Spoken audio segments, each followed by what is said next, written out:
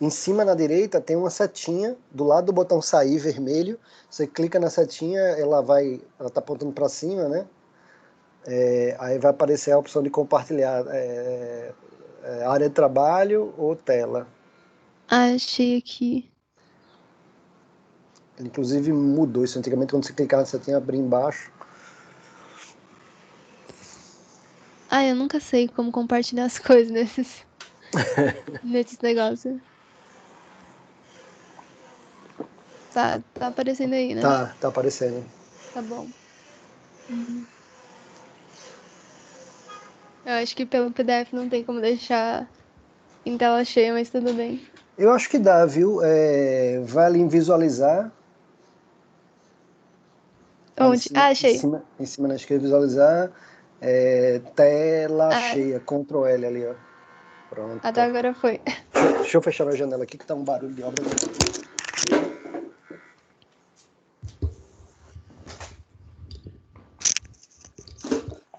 Pronto, vai lá.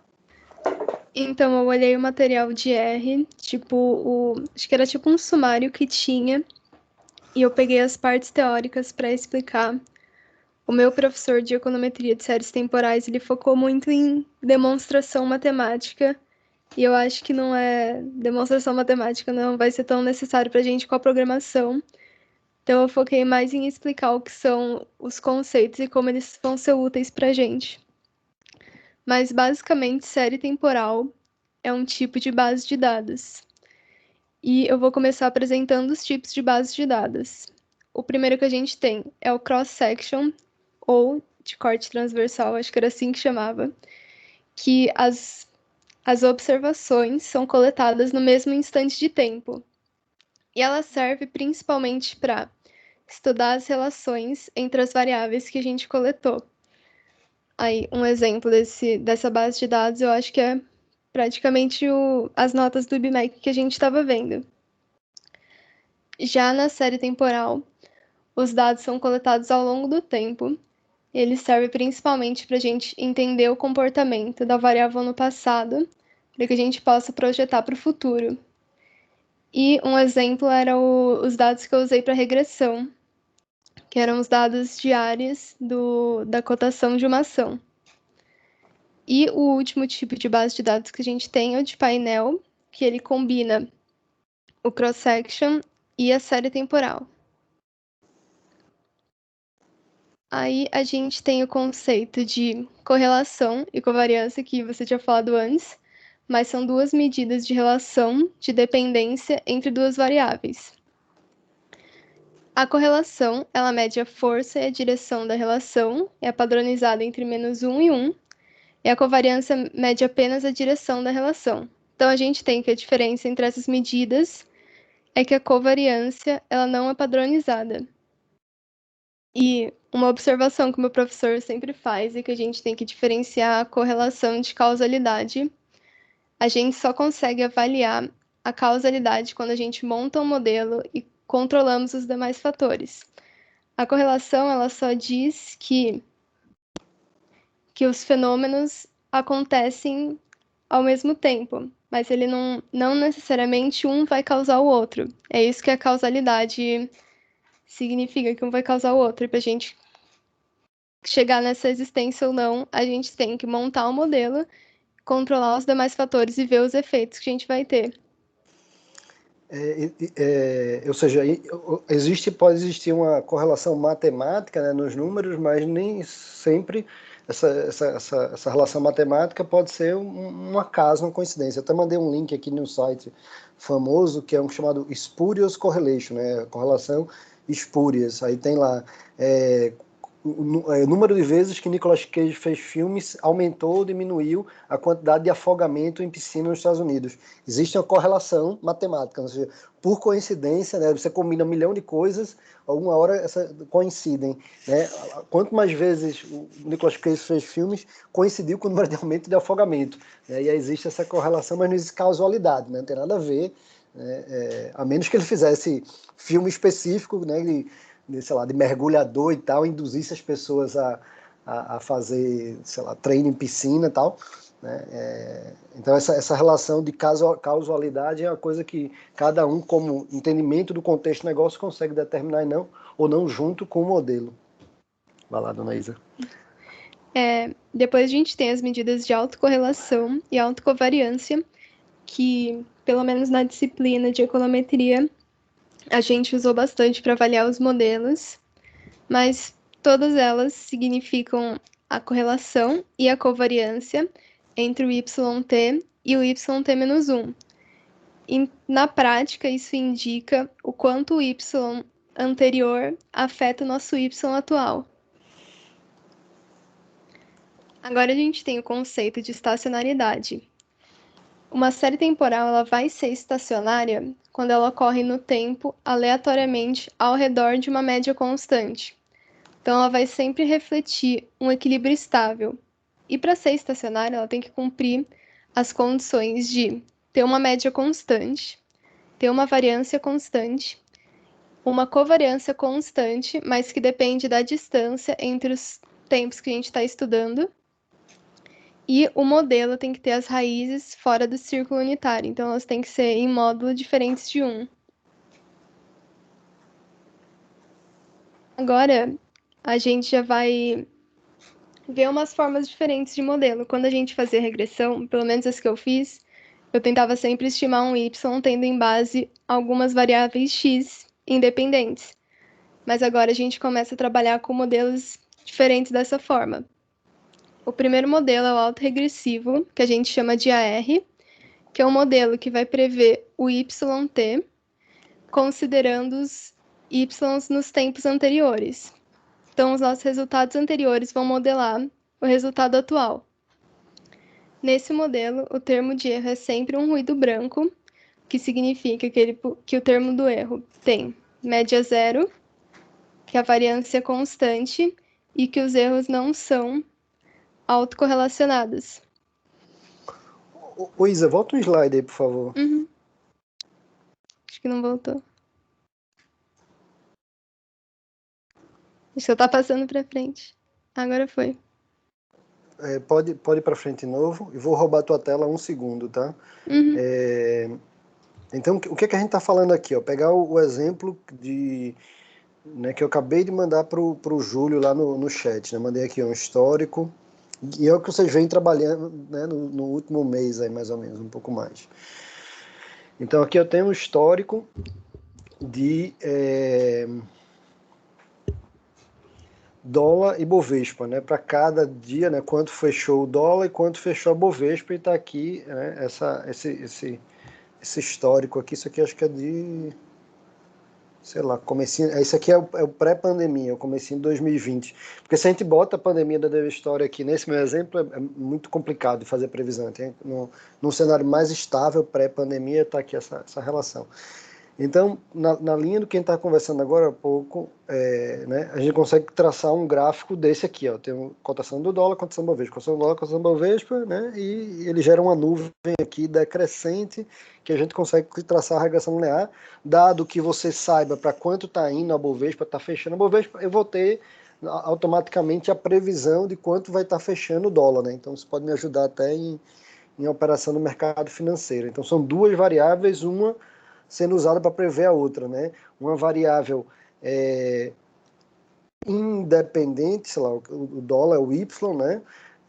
Que eu quero usar para prever com base na variável dependente, o Bovespa, que é um X, e poderia ter vários X aqui, né?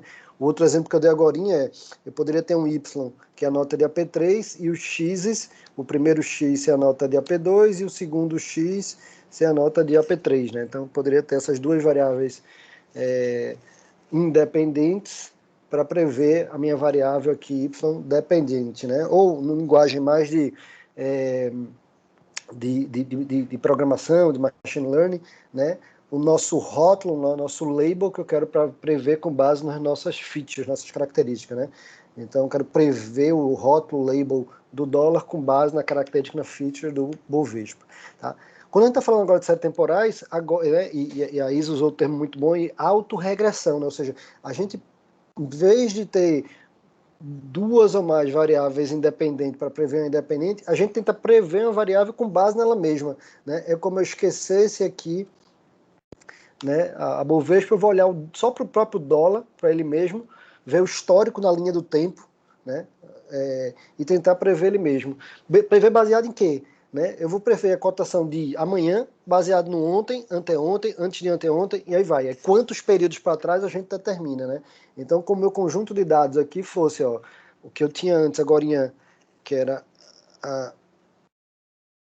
o dólar e o Bovespa, né? Os meus X aqui, ó, o meu X1, X2, X3, vai ser o próprio dólar, só que ontem, anteontem, antes de ontem, né? Então, ontem, antes de ontem, antes de ontem, e aí vai, né? Então, se isso aqui é que ele tá para frente aqui, né? Então, isso aqui é 2 de janeiro, aqui é 3 de janeiro, né? Isso aqui talvez seja mais fácil.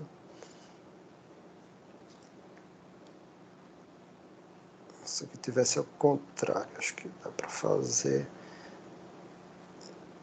isso.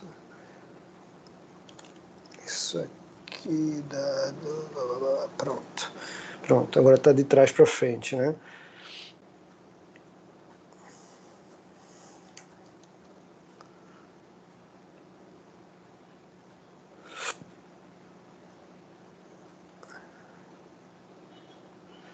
Então, ó, aqui eu estou tentando prever, já passou o 17 de março, baseado no que foi no dia 16, baseado no que foi o dia 13, baseado no que foi...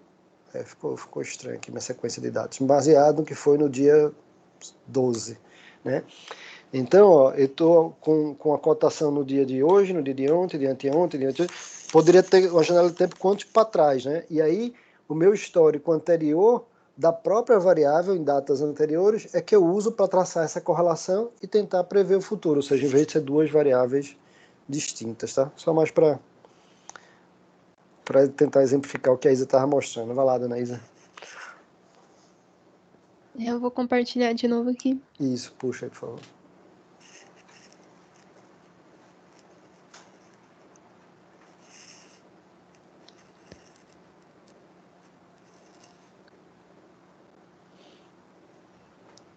Aí, então, essa vai ser a forma geral do modelo AR. Vai ter uma constante, um coeficiente multiplicando y no tempo t-1, outro no y t-2, e vai indo assim. E por último, a gente sempre tem o termo do erro. Já o próximo modelo é o modelo de média móvel, que a gente chama de MA, em que o YT é modelado a partir dos valores do termo de erro dos tempos anteriores, que também são ruídos brancos. E a forma geral, bem parecida com o do AR, vai ter um coeficiente multiplicando o termo de erro no tempo t-1, outra constante no tempo t-2, até chegar no termo de erro do nosso tempo atual. Deixa eu dar mais outra pausa. Só lembrando que o que diabo é média móvel, né? Média móvel eu estava até falando com a turma do laboratório esses dias aqui. Tem um arquivo aqui só chamado média móvel. Né? Às vezes o dado, você olhando o dado dia a dia, ele é bem ruidoso. Né? Ó, isso aqui é o histórico. Ó, isso aqui é o histórico de Covid, de óbitos por Covid por estado, né, desde ano passado, desde o final de fevereiro do ano passado, e aí vai, ó. Apesar que o que eu quero, na verdade, de toda forma, deixa eu mostrar esse gráfico, tentar fazer rápido para não atrapalhar muito o raciocínio aqui.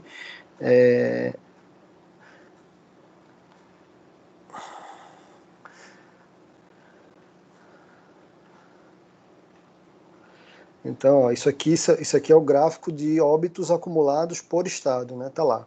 Né? O gráfico acumulado ele sempre vai crescendo. Um gráfico que a gente vê muito na mídia é o gráfico de novos casos, né? Que é a diferença de um dia para o outro. Então, sei lá, esse final de semana, domingo, estava com 100 mil óbitos já em São Paulo, 103 mil óbitos. No dia anterior, estava com 102 mil óbitos, ou seja, quantos óbitos novos tiveram do sábado para o domingo? A diferença de um para o outro, ou seja, 1.000, né? Aí consigo rapidamente aqui no Excel, para tentar não atrapalhar muito,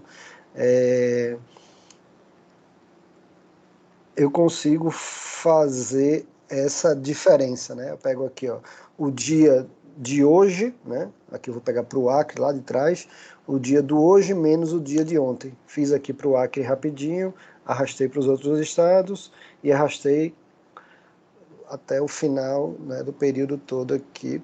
Foi, tá? Foi.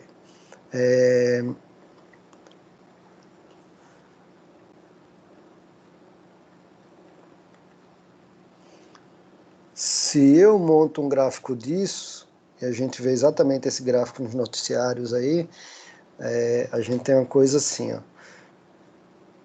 Só que você perceber, é um gráfico bem ruidoso. Essa linha de fora maior verde é São Paulo, né? Obviamente. Mas ele é bem ruidoso, né? Você vê que fim de semana, por exemplo, não tem registro direito. Aí ele vem a semana, fim de semana cai o número, né? Aí vai durante a semana, cai o número. E você quer olhar a tendência geral, né? Não ficar percebendo esse ruído dia a dia. Então, no próprio noticiário tem usado esse conceito de média móvel, que em vez de olhar efetivamente o número do dia, cada dia individualmente, a gente faz uma média, né, dos X dias para trás, né, e por convenção tem sido usado aí os últimos 14 dias. Então vou pegar aqui de novo o Acre, vou até chutar que isso aqui está dando 14, eu vou fazer um average dos últimos 14 dias do Acre, arrasto até Santa Catarina e arrasto para o histórico todo. Então a gente vai ter essa mesma informação aqui, ó, só que agora com nível de ruído muito menor, tá vendo? A mesma informação, a gente consegue ver que todos os estados tiveram duas ondas, a segunda onda de São Paulo, por exemplo, e todos eles foi a mesma coisa, né? É muito maior, você vê que caiu aqui no final do ano passado, na virada do ano teve mais baixa, aqui foi justamente o Réveillon, 15 dias depois já foi para outro patamar, né? E pós, sei lá, carnaval, tal, começo de fevereiro, deu uma acelerada e estamos no que estamos hoje, e aspas, graças a Deus, de alguma maneira, parece que começou a já desacelerar. Se Deus quiser, vai dar tempo de vacinar e todo mundo, e a gente não enfrentar uma terceira onda como foi em muitos países da Europa. Tá? Mas qual é o meu ponto? Né? Ou seja, na hora que a gente faz essa média, tal de média móvel, você vê esse sinal com muito menos ruído. Né? Você não se importa tanto com o ruído, né, dia a dia. Né? E por que chama móvel? Né? Então, olha para cá, por exemplo, ó, São Paulo. Então, ó, lá no comecinho, na hora que eu estou calculando aqui, ó, São Paulo, aqui, ó, no comecinho, e a gente fala aqui, ó, a janela dos últimos 14 dias, os últimos 14 dias do dia, sei lá, 10 de março, é isso aqui. Os últimos 14 dias do dia, sei lá, 1º de abril, é outra janela, deslocou aqui, ó, por isso chama média móvel. Então, tá? Só para lembrar o que diabo é média móvel. E no que a gente tá falando, no que a Isa está falando aqui, né?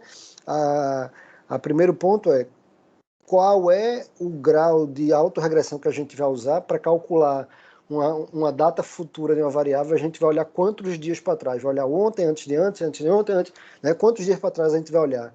A segunda pergunta que a Isa mencionou é, vamos trabalhar com a variável pura ou vamos trabalhar com a média móvel dela para diminuir ruído, né? Se fosse trabalhar com a média móvel, esse ontem, em vez de ser um ontem puro, eu poderia trabalhar com uma janela de tempo qualquer, né, dos últimos, sei lá, 5 dias. Então seria o average desses últimos 5 dias, né? Se eu arrasto para baixo aqui, ele vai, e esse mesmo cálculo eu posso fazer aqui, ó, posso fazer para o antes de ontem e também para o antes de ontem, né? Pronto, é o mesmo raciocínio, só que usou média móvel aí para suavizar esses ruídos. Né? Agora, de quantos dias essa média é outra pergunta para se colocar aí no modelo. Vai lá, dona Isa, pode puxar de volta a tela.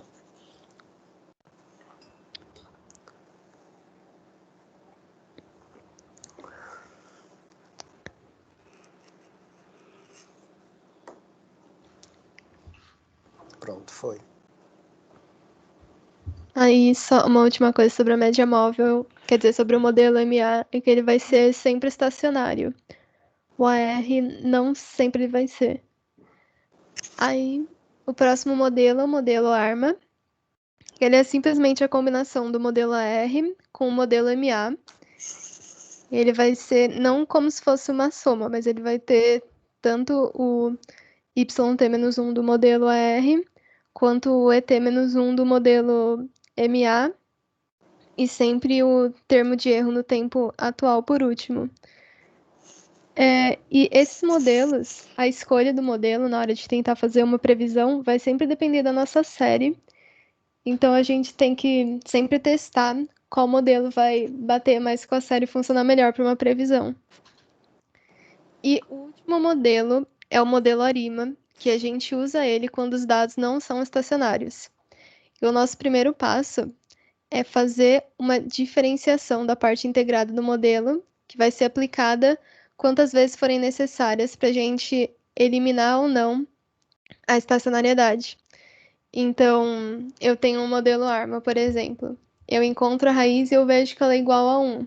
Tem todo o processo da matemática que a gente faz para mudar isso da raiz e transformar em um modelo estacionário, que eu acho que não vai ser relevante para a gente trabalhando com a programação. Mas se a gente faz todo esse processo e ele se torna estacionário na primeira vez, então o nosso I vai ser 1, por exemplo. Isa, deixa eu puxar a tela de novo para reforçar o que é essa ideia de estacionário, tá? Uhum. Cadê onde é que o diabo estava desenhando?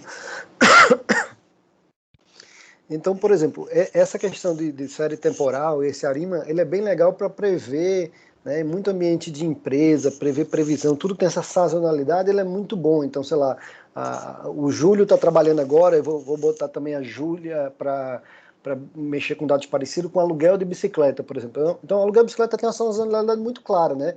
Então, isso aqui é a quantidade de bicicletas alugadas ao longo do tempo, né? Então, durante a semana ele tem um nível X de aluguel aqui, né? Tem um índice aspas baixinho. Aí fim de semana tem um nível alto, né? Aí vai, isso se repete. Aí quando chega os meses de verão, esse patamar meio que sobe, né? Mesmo durante a semana sobe um pouco mais, e os fins de semana do verão bombam, e aí vai, né? E repete, e fica sempre nesse ciclo, né? Então um modelo tipo desse ARIMA e tal, ele é muito bom para prever um cara desse tipo. Ele está aqui, por mais que tenha sazonalidade do final de semana, né, e tenha sazonalidade aí durante o ano, no final das contas ele está sempre girando em cima meio que de uma média, né, global aqui, e fala que é estacionário justamente por existir essa média global e a variância ter a variância de juros padrão tem essa característica. Agora, esse mesmo cara da bicicleta, ele tivesse, por exemplo, expandindo, né? Ou seja, acabou de lançar a bicicleta, o patinete, sei lá, patinete lançou, só tem na Faria Lima, aí começou com esse padrãozinho. Mas daqui a pouco começa a expandir, aí lá, lança na Faria Lima, lança, né, um mês lança na Faria Lima, o mês seguinte lança em Pinheiros, o mês seguinte lança na Paulista, o mês seguinte já na Zona Leste, e aí vai, né? Aí tem esse mesmo comportamento aqui do fim de semana e no verão, tal, vai continuar acontecendo, só que em paralelo com isso, comitantemente com isso, vai ter um crescimento do própria quantidade, né? Ou seja, então eu tenho aqui, ó, dia de semana pouquinho, fim de semana muito, dia de semana pouquinho, e aí lança outro bairro, isso aqui começa a crescer para outro patamar, né? Ou seja, alugava em média dia de semana, sei lá, 100 bicicletas, lancei um outro bairro, eu começo a alugar 200, né? Então acontece o mesmo comportamento, né, de alguma maneira, com a sazonalidade do verão e do fim de semana, tal, só que existe uma linha geral do crescimento dele, né? Estou falando de bicicleta, mas isso aqui vale, por exemplo, para uma empresa, né? A empresa tem lá, ela tem a sazonalidade, ela vende, sei lá, milho ou qualquer coisa, né? Então, milho ele vai vendendo aqui, aí tem os meses de colheita, vende mais, no final do ano vende mais. Se a empresa, né, não está aumentando a produção dela, a vida dela segue assim. Se a empresa dela está investindo em máquinas, né, aumentando a produtividade, tal, ela vai ter esse mesmo comportamento ainda, né? Só que aí tem um crescimento natural, né? Que inclusive se não existisse sazonalidade seria meio que uma linha reta aqui, né? Por exemplo, sei lá, a quantidade de empréstimo do Itaú, né, de um banco qualquer, ela não tem essa sazonalidade, né? O banco é uma coisa que simplesmente é assim, né? Ele vai crescendo meio que linear, assim, né? Ele não tem muito essa variabilidade, tá? Então, quando a Isa está falando aí do integrador e tal, é para a gente tirar essa variável de crescimento, né, abstraindo a variável de crescimento, como é que a gente consegue olhar só para a sazonalidade, a gente, né, pegar uma sequência, né, uma série temporal dessa que está aqui, a gente tira esse crescimento natural dele, deixa ele estacionário, ou seja, ao redor de uma média horizontal, a média aqui ó, não está crescendo, porque se eu tiro a média aqui é uma coisa, eu tiro a média aqui é outra coisa, a média nesse outro exemplo aqui, ela está crescendo. Então, tiro esse crescimento da média, deixo a média estacionada num determinado patamar, e aí vou olhar só para as sazonalidades. Como é que faz isso? É simples, é basicamente o que vocês estudam de cálculo, sei lá, é a derivada dessa função aqui, né? dessa sequência. Né? E uma forma muito simples de calcular a derivada ponto a ponto é simplesmente subtrair. Né? Em vez de eu ter o gráfico acumulado, eu vou subtraindo dia a dia. Né? Voltando para o nosso dado aqui, meia boca, que eu comecei a montar, né? Se eu quisesse tirar, isso aqui estivesse crescendo, né, não estacionário, em vez de trabalhar com esse dado y original, eu trabalharia só com a diferença. Né? Em vez de trabalhar aqui ó, com 5 pontos no secular do dólar, eu trabalharia com esse menos esse. Né?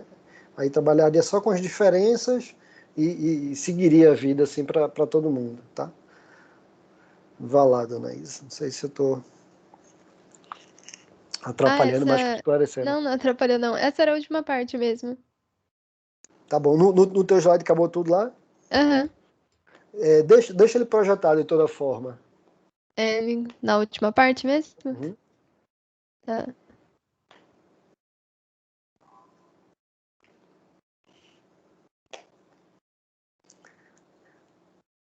Tá? Então, esse modelarismo é a combinação dessas três coisas. Né? A coisa zero é a gente, em vez de estar uma variável dependente, tentando prever uma variável dependente, como a gente vem fazendo até agora, baseado em X variáveis independentes, agora a gente quer prever uma variável baseada no histórico passado dela mesma. Né?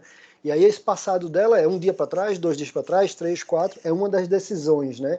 É a componente autorregressiva que é esse, toda vez eu confundo essas letrinhas, Isa, é o pezinho, né?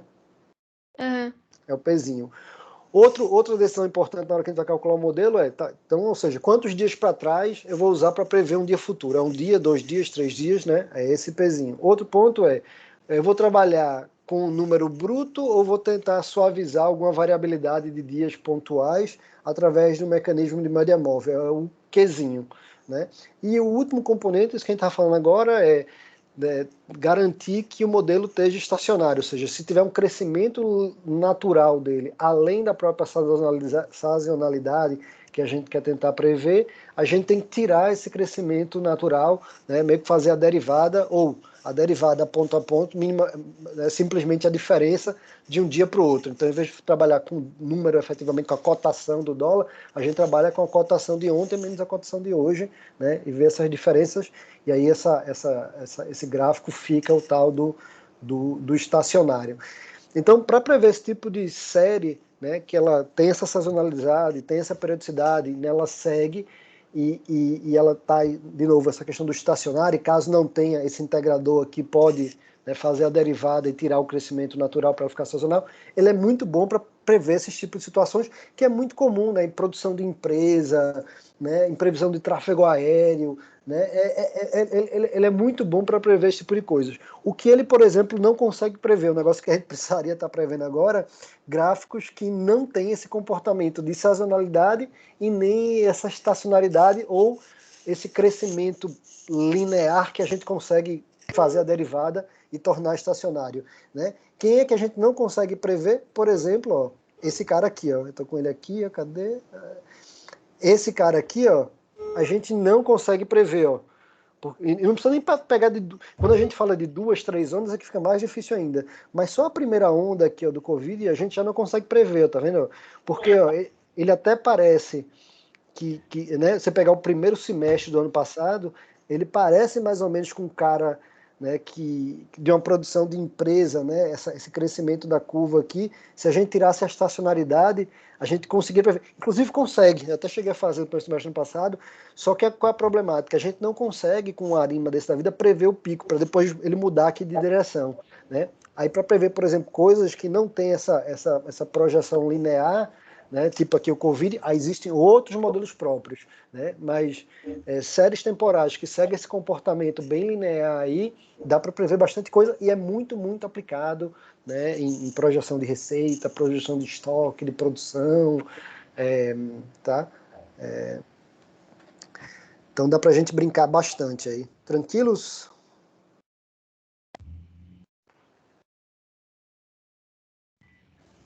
Tranquilo, professor. Tranquilo. Carol e Lucas, principalmente, chegaram a dar olhada no material já? Eu ainda não tive tempo de olhar não, professor. Eu vou mais olhar essa semana aí. Tá bom, vejam lá, é relativamente curtinho, né? Ele vai ter. O de R é o maiorzinho, sei lá, que deve ser, sei lá, uns 10 vídeos de, sei lá, de uns 6 minutos cada. Eu tô chutando aqui. Mas o material todo é coisa, sei lá, de 1 a 2 horinhas. Uns 70% do material do IR é justamente mostrando essa parte teórica que a Carol mostrou um pouco, a gente foi debatendo aqui, né, um pouco hoje. Né? E aí, na hora que você vai pegar isso em R em particular, ela é bem simples de aplicar. Deve ser, sei lá, os últimos 3, 4 vídeos, deve ser um materialzinho, sei lá, de menos de meia hora. Que uma vez você entenda né, essa teoria, é muito fácil de aplicar. Já tem biblioteca pronta lá, você fala, import, né? From, não lembro o nome da biblioteca. Não, from é coisa de Python, né? Mas aqueles package requires, aquelas instalações lá de R, né? Você instala a biblioteca e usa, né? Em Python a mesma coisa. Né? Eu pedi para a Isa primeiro olhar esse material do R, parte teórica, porque o materialzinho de Python também ele é bem curtinho, acho que o material todo é menos de 1 hora, que é basicamente importar a biblioteca do Python, lá from, status, não sei o que lá, importe Arima, e na hora que você, né, usa o Arima, né, você coloca esses parâmetros, né, de quantos dias para trás, se é média móvel ou não, se tem integralidade ou não, e aí né, consegue aplicar facilmente.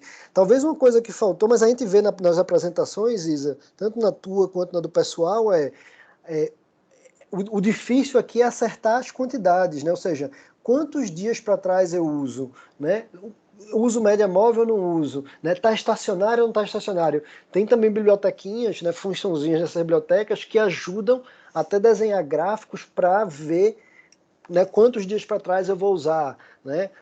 Tem gráfico, tem cálculo que mostra está estacionário ou não está estacionário, né? Que vai ajudando a gente a chegar nesses números que a gente vai usar para montar o modelo. Então acho que na hora que for as sessões práticas da semana que vem em R e da seguinte, da sessão prática em Python, a gente traz isso também, de montar esses gráficos que é meio que uma preparação do estudo do próprio modelo. Né? Aí depois que achou esses números, criar um modelo em si e aplicar o modelo é muito fácil. É um laçozinho lá, é super fácil. Professor. Opa. Na aula de econometria, o Hilton mostrou no Gretel pra gente, era uma base de dados, acho que do PIB, não, acho que era do câmbio do dólar, alguma coisa assim. E aí ele fazia um teste de significância e, tipo, mostrava quantos tempos anteriores alterava no tempo atual, sabe? Então, eu não lembro se era com o dólar ou com o PIB, mas, tipo, sei lá, mudança no dólar 5 meses atrás só alterava o câmbio hoje, porque todo esse tempo ele ia alterando outras coisas no caminho, porque a alteração do dólar passava pela alteração da taxa de juros, sabe? Sim. Então, tipo, o dólar 5 meses atrás era mais significante do que o dólar 1 mês atrás. E faz sentido, né? Previsão do tempo também. Previsão do tempo mais ou menos dá para fazer por aqui também, né? Ou seja, a previsão do dia de amanhã é alguma variação do que foi hoje, né? Talvez um pouco menos do que foi ontem, um pouco menos do que foi anteontem, mas provavelmente o que foi a temperatura há 1 mês atrás não vai influenciar muito na temperatura de amanhã. Ó, esse aqui é o material que vocês têm compartilhados lá Esse aqui é o de... Não lembro se esse aqui é o de R ou de Python. Esse aqui é o de Python. O gráfico que eu estou falando, mas aí a gente vê nas seções de cada um, tanto no de R quanto no de Python, eles fazem aqui, ó. Está tudo em branco esse negócio aqui. Não rodou ainda. Vocês vendo no material, ele vai ter certinho.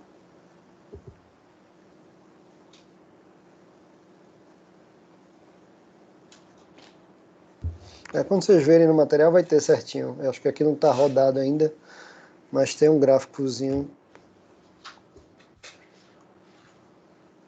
Deixa eu ver se no DR já está pronto.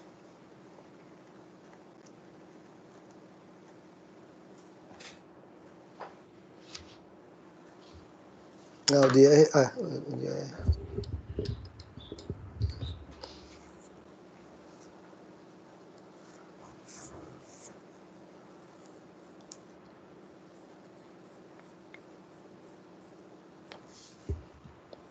Não, nem o de R nem o de Python está rodado ainda. Mas tem umas funções específicas para você chegar em quantos dias para trás, se usa média móvel, não usa média móvel, aí a gente vê, tanto na semana que vem com R, quanto na semana seguinte com Python. Por isso que eu já estava com isso aqui rodado. Tranquilos?